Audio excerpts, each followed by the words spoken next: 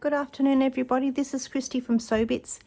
Welcome back to my channel. Sorry it's been a while since I've been on here. I have just been very busy with working now that it's school holidays and all my other stitching projects I need to get done before my husband goes to England. It's just one thing after another. So I haven't forgotten all of you, and I wanted to show you my last, I can't believe I did this for 4 months, from Roxy Journal of Stitchery.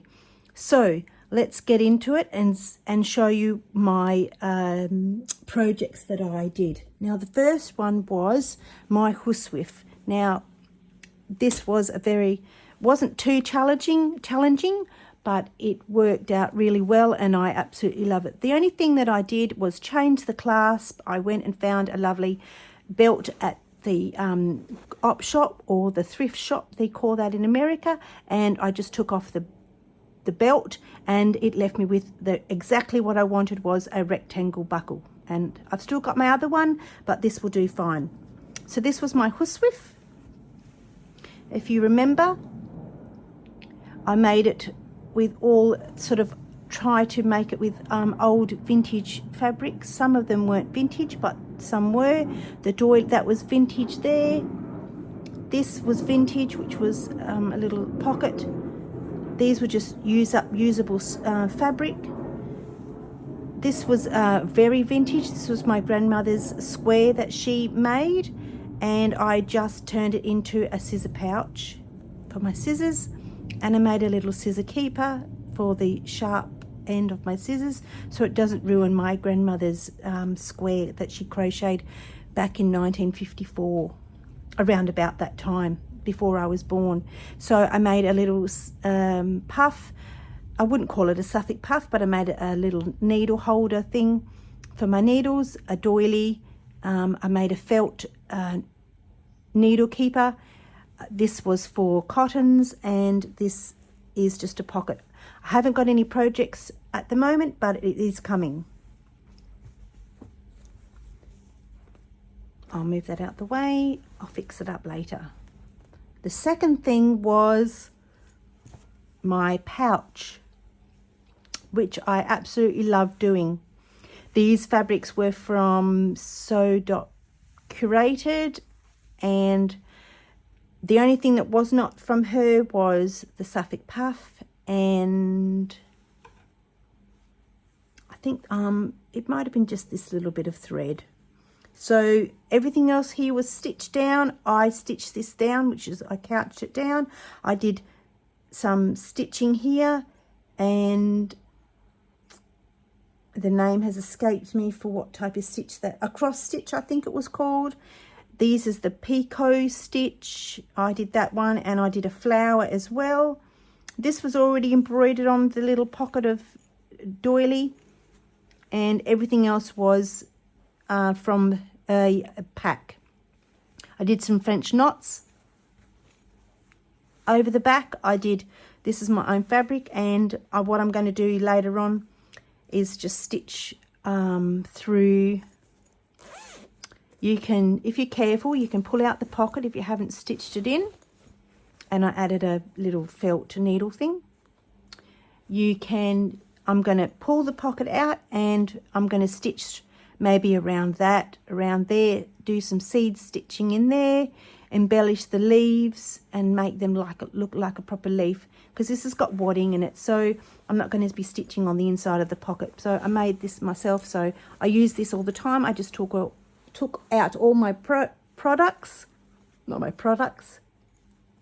my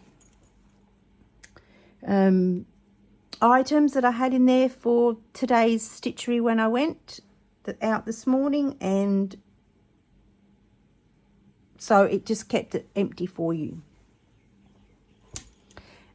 Then the third one was, this was my favorite. Didn't embellish this. This was just tapestry, but this, I found this vintage needle box on eBay.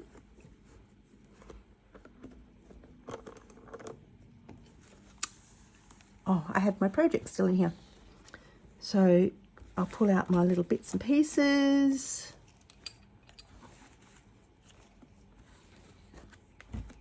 So you can have a look. there's just a couple of bits in there. So I pulled the inside of it out, which was made out of some nylon fabric, and the top, this was my piece of fabric. I put a ribbon around. I cut the doily. I put a bit of lace, the original little oh, my mind goes blank when I think too fast. I put some beads, the original pearly beads on there, made this little needle thing like the other one. Did the inside of the pocket, inside of it, not the pocket, inside with just fabric.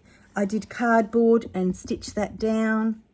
And then I embellished some stitching on the side with different types of fabric. This was a beautiful bee that the wonderful Sally sent me. So I just made a bee out of it. This was the embroidery that you get, the wash away one. So I just went over the top of that. I really like that. I put it on a bit crooked, but I can't unstitch it. It's too hard. This was something that was sent for me in a pack of de-stash items that I got from Melbourne, and that's the original needle, and I've just left it in there, and it is I can't remember what stitch now it's called. Bullion stitch.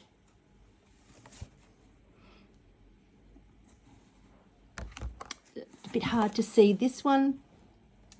I'll try and show you it there. That's just half a doily with some trim on the top, and I did some very open seed stitch for that. So that definitely gets used. As you can see, these are all my items I've got to finish. This is just a quilt that I'm hand stitching together with wool and blanket stitch all the way around it. So that was fun. I enjoyed that very much.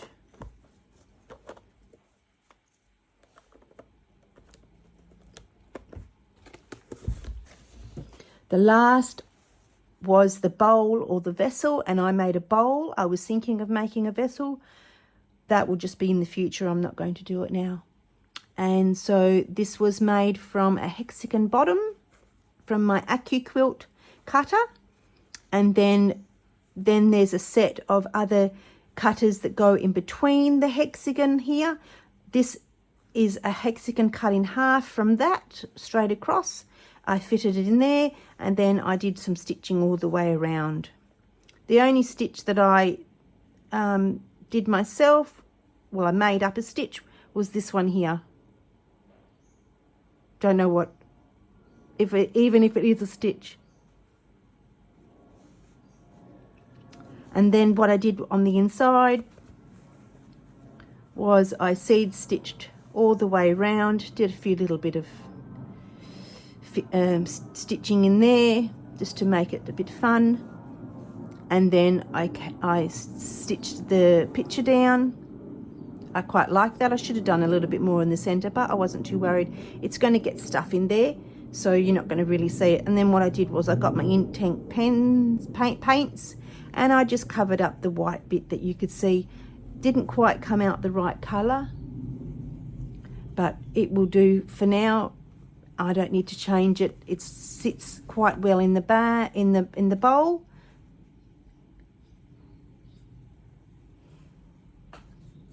And it just sits my little clips. Now these clips are the thinner clips that you can get. I don't know if anybody has seen those. And the other ones are the thick ones, so I'll get one of them and show you the difference. So that's the thicker one, and this is the thin one. I get Fat Quarter Shop. From the Fat Quarter Shop, I get a package every month, and a packet of these came in it from the sample box.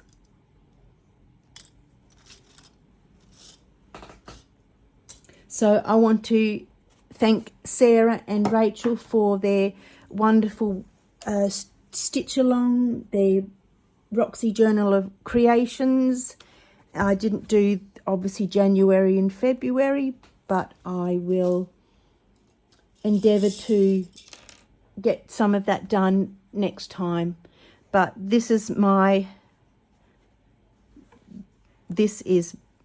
was I going to say? This is my, well, I call it my creations from their prompts, and I use everything, not as much as the Huswif, but I'm sure if I just get it out and put some projects in it and have it out there on my table, I will certainly use it. Everything on the table I use. This I definitely used today, and I used this the other day for the clips. So I want to thank Sarah and Rachel. Looking forward to the next 6 months. Hopefully I can do a little bit more videoing. It's just a bit crazy at the moment with working. Now I'm on school holidays, and I've got some projects I need to do before my husband goes to England in August. And then I've invested in some embroidery classes, so I'm trying to catch up on that homework. So and then hopefully after August everything will settle down. But I want to thank everybody that has been watching my channel, and anybody that's commented. All your lovely comments are greatly appreciated, as I'm a newcomer to YouTube and a newcomer to this type of stitching with Rachel and Sarah. So I want to say thank you very much for watching, and have a lovely day.